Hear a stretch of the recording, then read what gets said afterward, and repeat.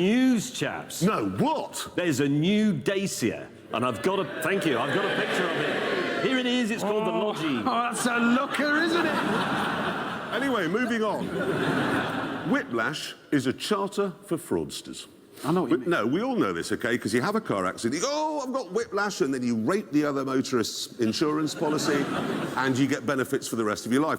Now, the government has said that this has to stop. So, they have announced, the government, all right, that if the impact speed is less than 6¼ miles an hour, you can't have whiplash. 6¼ 6¼ But then they're also saying if it's like 6½, you could get whiplash at that speed. You can do that speed sitting down quickly. Look, I'm doing about 6½, I've got whiplash. What's this Sue here? It should be 63 miles an hour. That would be a reasonable speed. The question should be, is your car absolutely and entirely wrecked? Is it crumpled like a discarded crisp bag, in which case you might have whiplash? Has the boot lid badge been stencilled onto your own spine? Well, then you've got whiplash. Could be. No, it's not. It's can you actually look up your own arse now? Because if you can, you've possibly got some whiplash. It could be. Honestly, I really do genuinely believe this. People who claim they've got whiplash when they haven't, I don't believe in capital punishment, but they should be shot. Really? Where would you shoot them?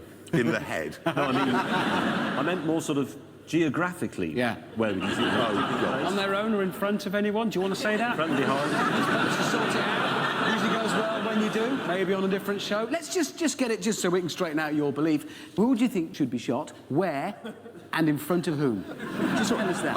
Oh, now, moving it on, I've got some actual news. Oh, don't be daft. What, mate. in It's our the news news section? In the news section. Yes, it's not just rubbish. Careful, we're in uncharted waters here. OK. I have it on good authority that Land Rover is currently working on a 300 horsepower convertible version of the new Evoque. The Evoque? Really? Yeah. Ooh, have you got a picture? No. But I've got a picture here of the hardtop one, because it's so secret, this. Only I know. Well, not only I, everybody now knows about it. So I thought, look, you can... Stand back, he's got scissors! Oh, look at him concentrate, look at him now. That's it. It's the Top Gear orangutan. Look at his happy little face, completely absorbed in his own world. And if you watch very carefully, everybody, you can see Jeremy's mouth moving in time. Yeah, it does. It's quite tricky going down the door It's mirror. a tricky windscreen bit now, isn't it? Ready? And across the line. Actually, it was quite good, didn't it? Quite good. All right. And am I right in saying that would be the first ever convertible off-road car? Yeah, well, apart from the original Willys Jeep and the first Toyota Land Cruiser and the original Land Rover, but apart from that, yeah. Apart from the very origins, genesis, the whole foundation, if you will, of the entire concept of off-roader is founded upon a convertible. Yeah. Other than Did I say that out loud? You did, and we all heard it. That is a bit like saying they should make a song called Blue Suede Shoes. Yes, they should. Yeah. Done that before. Now, you know those motorway gantries that are supposed to be used to tell you about stationary traffic ahead or ice? Yes. But they're actually used for telling you stuff that just doesn't matter. I mean, the picture of one here. Yeah, check your fuel level. It might as well say, wash your hands after going to the lavatory. Brush your hair. Yeah, well, anyway, the committee that decides on what messages are flashed up, and it is a committee, we checked, has been told to stop doing that sort of thing, OK? Because the government says it's distracting. But it isn't distracting, it's irritating. Scarlett Johansson in a short skirt on a windy day on a motorway bridge, that is distracting. That would be It's distracting me right now. Yeah. I think what would be distracting would be if you painted the surface of the motorway so that it looked like the opening sequences of Doctor Who as you drove along. That would be really distracting. I think they should use those signs to put up pub quiz questions as you drive past. Come on, That's a really good idea. What, and then you have the answer on the next one along? yeah, journalists would just fly by. Ooh, I don't know. And then you get the answer. Brilliant. Yes, thank you. Not if my little sister set the questions, because you'd get the question on one and then the next one would go, oh, come on, you must know that. Please, can we move on? I'd like to talk about this. It's the new Corvette Z6. Oh, yeah. Supercharged V8, 6.2 litres, 625 brake horsepower. It's got a magnetic ride control, electronic diff, carbon fibre, all the high-tech stuff you get on a European sports car. Yeah, it doesn't really have the European self-restraint, though, does it? That's a bit more shock and awe than stiff upper lip. Yeah, but look at it. It's No, Hammond, you can't drive a Corvette in England. It's like talking in a lift. You can do that in America, you can't do that in Britain. In fact, we should have signs at Heathrow telling American visitors, please drive on the left and don't talk in lifts. Yes, whatever, but I think that looks stupendous. It looks great. Yes, it would look stupendous in Texas, but it would look ridiculous in Tewkesbury. It would. Hammond, if you bought one of those and drove it around in England, the next thing you'd do would be hanging up a Confederate flag outside your house. I did paint a Confederate flag on the roof of my Toyota Corolla when I was 17. Where were you? Ripon, North Yorkshire.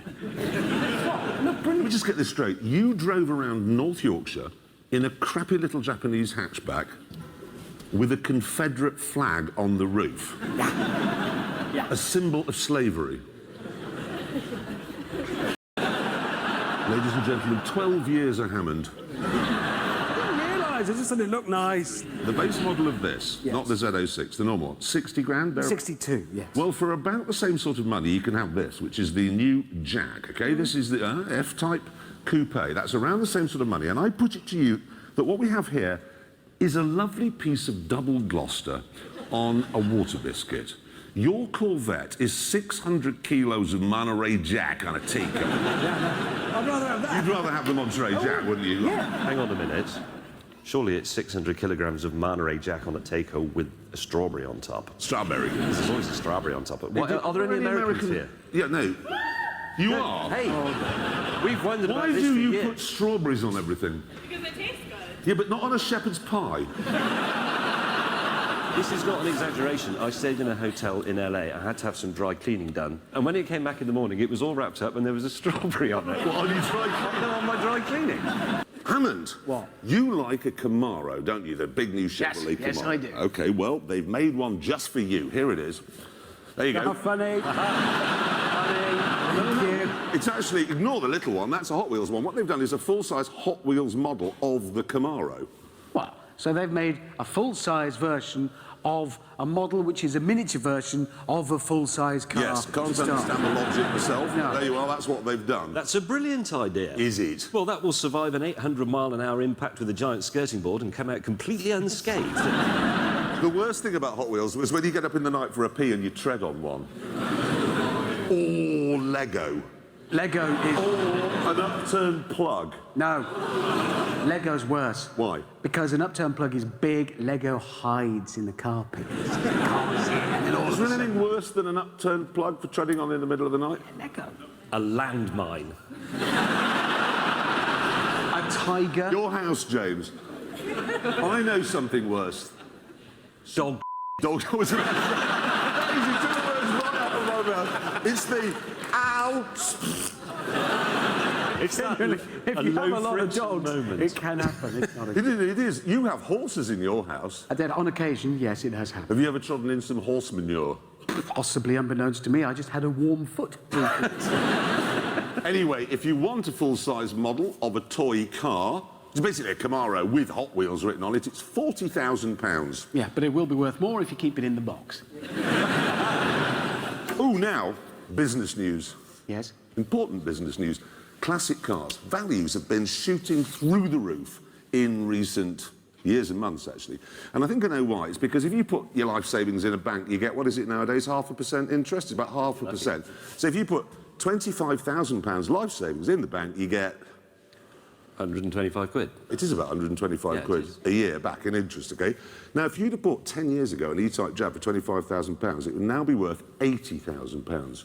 £80,000. And you'd have had an E-Type to drive around in, because you can't drive around in a bank statement.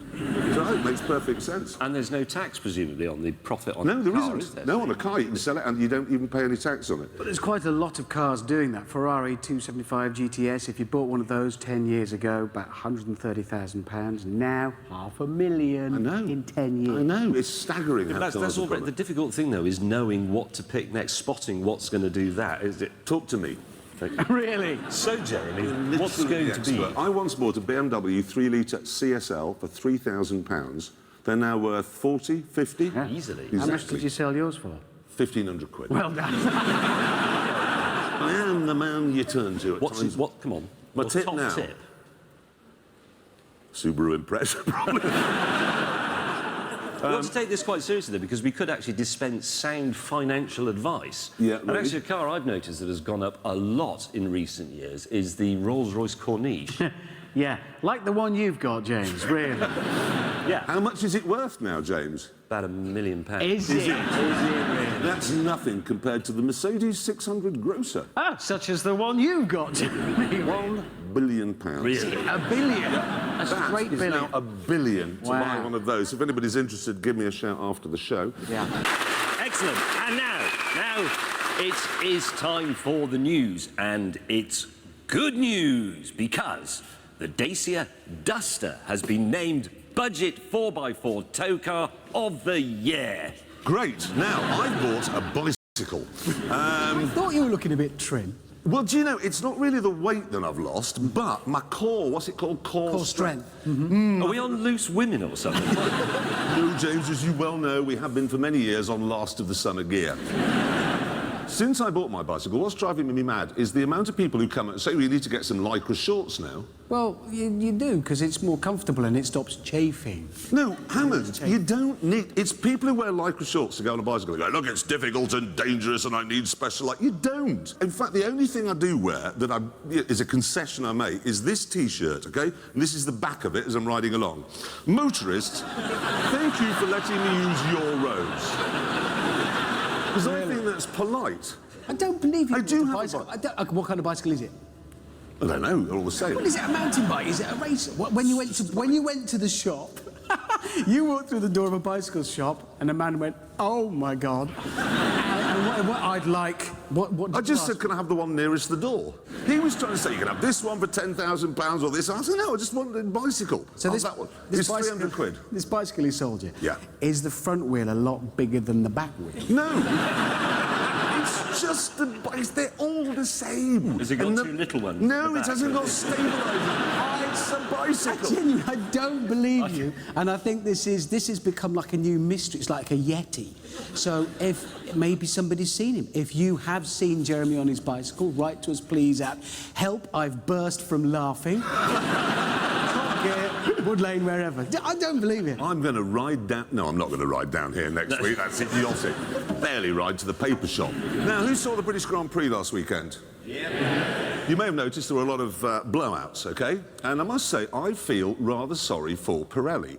Because, well, no, for the last few years, tyres have been really good and grippy and lasting too long. So the organisers said to Pirelli, can you design a tyre that's a bit rubbish? So they did, and now everyone's saying, your tyres are a bit rubbish. So how rubbish is too rubbish? How much do you think Pirelli spend developing those tyres? It's got to be 100 quid. No, it's going to be millions. Yeah, millions of pounds developing a tyre, and all they get in response is people going into tyre warehouses saying, I need 4 new tyres for my car, just not Pirelli's. Right. And then I make silly jokes when I'm introducing the stick about it. I mean, I just think it's gone really... wrong. It backfired. This is exactly why I don't get Formula One, because surely it should be the pinnacle of automotive technology. Pirelli should make a tyre as good as it is possible to make a tyre. They should have active aerodynamics. They should be having, you know, traction control, the most sophisticated in the world, ABS, invisibility cloaks, all that. They should be allowed to have anything they want. The problem is, though, James, is the organisers are trying to make Formula One like a level playing field, to make it a drivers' championship. And it isn't. You could put Sebastian Vettel in a Marussia, he's going to come last. Well, exactly. Let's just make it a championship for car makers and then let the designers have completely free reign. They can just do anything. Do you know what I'd do? I'd make a car that was the exact width of the track. No, but Yeah, how clever is that? no, you see, that's interesting. That would only work if you qualified at the front, otherwise... No, you wouldn't have to. No, because it would be a top fuel type dragster, OK? So it'd be very poor around the corners, and I'd qualify last, but I would accelerate really quickly past them before the first corner, and then it would expand. Oh, it grows. To fill the track. Yeah, that's Jeremy. brilliant. Brilliant, I've just won the championship. Jeremy, what you're proposing is wacky races. I know. Just think, you could have, like, a dog as your co-driver. Can I I want a giant circular saw on the front of my car. But here's the clever thing, I can only use it once a lap. See? So you've got DRS zone, then the saw zone. It's a good idea, wacky races. I'd fit my Formula One car with time travel. You think about it? No, because the commentator would go, and they're off! And James had won. That's clever. It's already happened. We've solved Formula One. Again, the world just doesn't work without us in it, does it? No. Philosophy news. Everybody, no, don't groan, because this is... I know it sounds dreary, but driverless cars are coming, as we know. And somebody pointed out this week, and I think it's rather a good point, that they will have to make from time to time ethical decisions. What, like, should we cancel third world debt? No, James, not that. You're driving along, OK? And you're heading towards an accident. Well, you're not driving, you're just sitting there. You're heading towards an accident. It's going to be fatal. The only solution is to swerve onto the pavement, but there are 2 pedestrians there. What does the car do? Well, is this the moral maze or something? No, it's a genuine thing, because basically you will have bought a car that must be programmed in certain circumstances to kill you. It will go, well, there's 2 there, there's only one person in me, I'm going to kill him. And you'll just have to sit there as the lorry comes, and there's nothing you can do. Well, maybe driverless cars will have to come with, like, an override button. Just a big button with me on it. So when it crashes, save me! Just hit that. Or maybe it could have a sliding scale, so you could say, look, if it's a load of children on the pavement, obviously don't run them down, but cyclists? We are in dark territory here, aren't we? Well, the interesting thing is, all of us are programmed, because we're humans, because we're animals, basically, to look after ourselves. Self-preservation always kicks in, and you will swerve away from danger. Not necessarily. Oh, well, no, you say that, but recently scientists conducted an absolutely awful, genuinely awful experiment, but with a very interesting result. They got a load of monkeys with their babies and put them in a box, and then they heated the floor up. This actually happened. I'm just reporting. They heated the floor up till it became really unbearable, and all of the monkeys picked up their babies and held them. But when the floor got hotter and hotter until it was absolutely unbearable, every one of them put the babies down and stood on them. I'm surprised. I'm surprised you didn't save this for the Christmas show, mate. What a lovely story. What a nice tale. I love a story.